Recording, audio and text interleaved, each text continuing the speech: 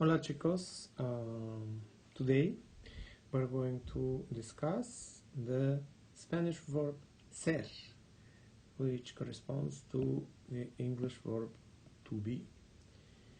You're going to remember that in English you're using one verb to be. In Spanish there is going to be another verb to be that will be used in other contexts. Okay, so just you want to know that in Spanish there are two of them. Today we're going to see the most common one, and it is ser. Ser is the infinitive, just like to be is infinitive of the English verb to be. So in English, to be is very irregular verb. You say infinitive to be, I am, you are, she is. They are completely do not look like each other. They are all different forms. And in Spanish it will be somewhat like that, because the most common verbs are the irregular verbs. So let's take a look. So this is going to be our conejo, the rabbit, that is going to help us to learn about the verb to be. Okay, so here are the conjugations of the verb to be, and you see how different they are. I am, you are, she is, and so forth.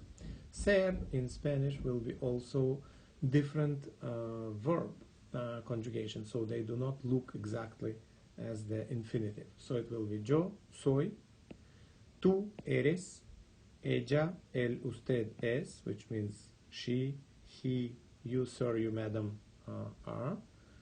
Nosotros somos, ustedes son.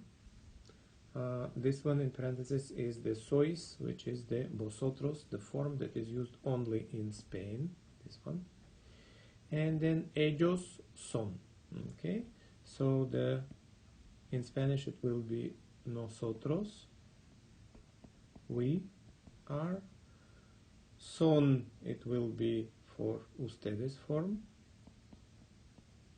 you plural, and ellos will be the they form. Nosotros also has the feminine form, nosotras, and ellos also can be ellas, which would mean we are all females and they are only females. That will be the ending on s.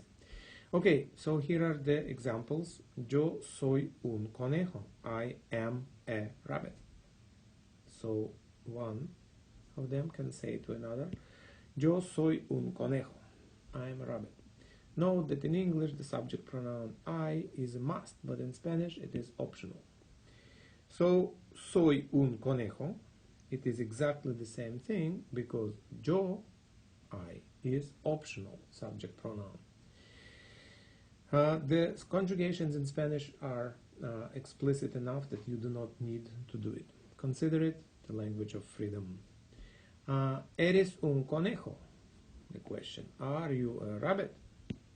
And again, it will be subject pronoun is tú, you know that, but it is skipped, it's not necessary. You don't want to use it, you don't use it.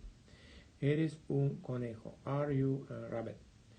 Same thing will be tú, subject pronoun, eres un conejo. So things to keep in mind are the following. You see here the upside down question mark. It is a must in Spanish. If you have a question mark at the end, you have to put it in the beginning. Why? Well, it's beautiful. Also, it's original. But that's the rule of the language, and it's arbitrary. You just need to remember that. Okay? Alright. Un is the article, which means a. Alright. We'll see that. And then you have some practice. I suggest you translate these sentences into Spanish.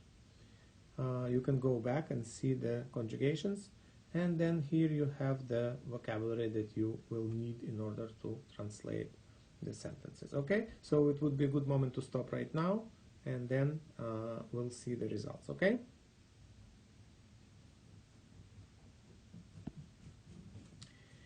So let's see, they are rabbits. In English you need the subject pronoun. In Spanish it is optional. Ellos son conejos. They are rabbits. You pluralized it as well.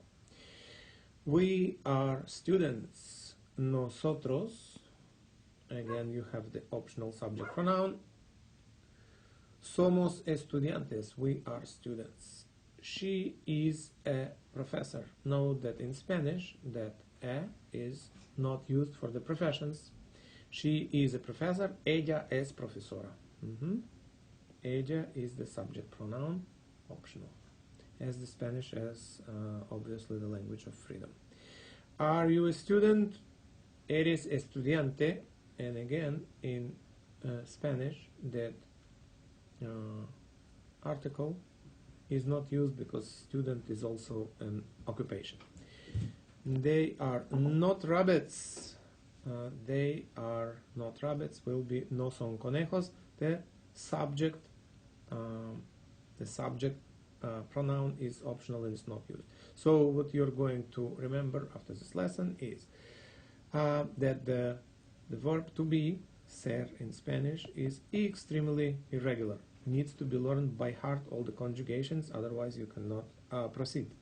And then you will remember that the subject pronouns in Spanish, unlike in English, are optional, implied, but very clear. Okay, I hope it was helpful. I hope it was enough. If you have any comments, you need more practice, write to me in the comments. Otherwise, ciao, pescado.